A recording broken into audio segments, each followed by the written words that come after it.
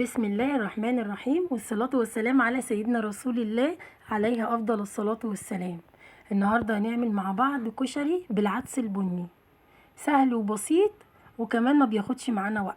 وهعمل لكم معاه دقة وشطة ان شاء الله مش هتاخد معانا اكتر من دقيقة واحدة. هوريك النهاردة الشطة بتاعة الزيت بتتعمل من غير ما تحطيها على النار بطريقة ان شاء الله سهلة وهتعجبك. بس دلوقتي نبدأ مع بعض الاول بعمايل الصلصة. يلا بينا. انا هنا حطيت حلة على النار ونزلت عليها بشوية من الزيت، بس يعني شوية من الزيت يكونوا زيادة شوية علشان الصلصة بتاعتنا تطلع مزيتة كده واحلى كمان من بتاعة الشارع. ونزلت كده بالبصل هشوحه بس كده لما ياخد معايا لون غامق. لون غامق يعني مش يتحرق، لا ياخد لون غامق بس يغمق شوية مش يتشوح. اهو اللون ده كده، كده اللون ده حلو قوي. هنزل بقى عليه ب3 فصوص كده من التوم، توم طبعا مفروم، وهقلبهم مع بعض. وهنزل عليهم بس بنص معلقة من الكزبرة الناشفة. الكزبرة ناشفة بتدي الصلصة طعم وريحة حلوة قوي. جربوها بس يا جماعة وان شاء الله تعجبكم. هنزل كده بنص معلقة من الكزبرة الناشفة وهقلب كل ده بقى مع بعض. اول لما اشم ريحة الكزبرة كده والثوم هقوم نازلة عليهم بشفشق الطماطم المعصورة في الخلاط كده، واقلبهم بقى وابدأ بقى اظبط الملح بتاعي. الملح بقى عبارة عن التوابل بتاعتي عبارة عن هو ملح وكمون وشوية من الكزبرة، يعني ربع معلقة كده زي اللي انا حطيتها من شوية على البصل والثوم، مش اكتر من كده. وهقلبهم وهسيبها بقى كده مع نفسها لحد ما تتسبك وتبدأ كده بقى تعمل لي زيت حلو على الوش، تزيت كده من على الوش. هقوم طافية عليها كده، هي تمام قوي يا جماعة. هبدأ بقى اركنها كده على جنب واوطي عليها النار، علشان هي اول ما تغلي هوطي عليها النار علشان تتسبك براحتها ويبدأ الزيت بتاعها بقى يطلع على الوش. بس كده وكده هي خلاص خلصت اهي يا جماعة. شايفين الزيت على الوش ازاي؟ مش عايزه انا اكتر من كده. هركنها بقى وابدا اعمل شويه بصل علشان الكشري بتاعي. هحط بقى كده في حله تانية كبيره شويه عشان هي الحله اللي انا هعمل فيها البصل نفس الحله اللي هسلق فيها العدس وكمان هسوي فيها الكشري، نفس الحله. بعد بقى الزيت كده ما سخن معايا قمت نازله بالبصل، وهسيب بقى البصل كده لحد ما ياخد اللون الحلو البني بتاعه ويقرمش كده. انا حطيت عليه شويه كمان من الملح عشان يقرمش معايا.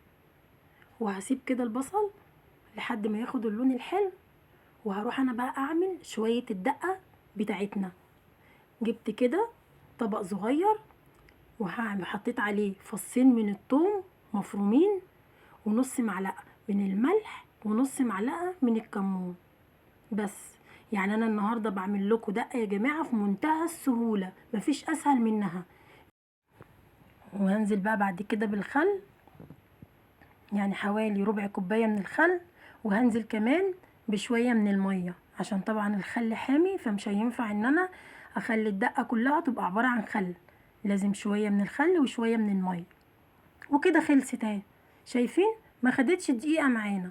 وهقلب كده، شايفين شكلها وكمان طعمها خطير. اركنها بقى على جنب وابدأ في عمايل الكشري. دي الحلة اللي عملت فيها البصل. سبت زي ما انتوا شايفين كده، انا سايبه شويه من البصل بس باخد حبه من الزيت علشان احمر فيهم الشعريه. الزيت بتاع البصل هحمر منه للشعريه، والباقي هزوده ميه زي ما انتوا شايفين كده. واول لما يغلي معايا هقوم حاطه عليه العدس واركنه بقى لحد اما يستوي. وهنا بحبه الزيت اللي انا خدتهم من البصل هبدا احمر الشعريه تاخد بس لون حلو كده معايا، وبعد كده هشيلها من على النار. ارجع بقى كده يا جماعه للعدس بتاعي. كده الشعريه بتاعتي هتتقلب تقلبتين تتحمر وهركنها. وهنا العدس بتاعي خلاص استوى. هعمل بقى؟ هقوم نازله عليه بالرز، وعلى الرز الشعريه اللي انا لسه محمراها قدامكم. شايفين لونها بقى حلو ازاي؟ هتاكلوا ان شاء الله شويه كشري بألف هنا وشفا. وهقلب كده وهقلب كده يا حبايبي بالطريقه دي، وهظبط بقى الميه والملح. بس يا ريت حبايبنا اللي اول مره يشوفونا يشتركوا في القناه ويفعلوا الجرس عشان يوصل لهم كل وصفاتي، وما تنسوش اللايك يا حبايبي. كده خلاص انا حطيت الميه بتاعتي، هحط بقى ايه؟ الملح والكمون. التوابل بتاعتي عباره عن ملح وكمون على الايه، على الكشري، ملح وكمون بس، مش اكتر من كده. والميه زي ما انتوا شايفين كده انا مغطيه بس الوش بتاع الحله. الكشري بتاعي ميته متغطيه، يا دوبك مغطي بس الرز، مش اكتر من كده. وشايفين استوى اهو معايا ومفلفل وريحته خطيره. فين اللايك بقى؟ ما تنسوش اللايك. هبدأ بقى دلوقتي حبايبي اعمل معاكم شويه من الشطه، اخر حاجه الشطه، وبعد كده هنغرف طبقنا. هاخد بقى من على الصلصه بتاعتي الزيت اللي على الوش، شايفين الزيت اللي على وش صلصه الكشري؟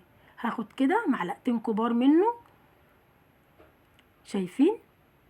شايفين الصلصه مزيته ازاي بتاعت الكشري؟ شكلها وريحتها تحفه. هعمل بقى ايه؟ هروح حاطه عليهم معلقه من الشطه. انا الشطه اللي عندي حاميه، فهحط معلقه واحده بس.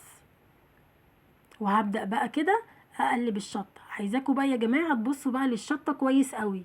بصوا شكل الشطه عامله ازاي، بالظبط كأنكم عاملين شطه زيت على النار.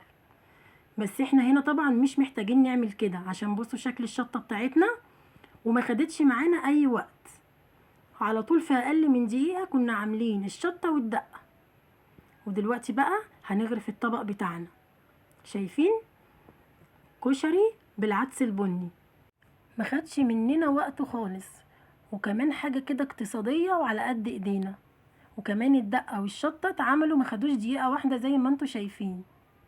يا رب بقى النهاردة وصفتنا تكون عجبتكم، وما تنسوش بقى اللي ما اشتركش في القناة يشترك ويعمل لايك ويفعل الجرس عشان يوصله كل وصفاتنا.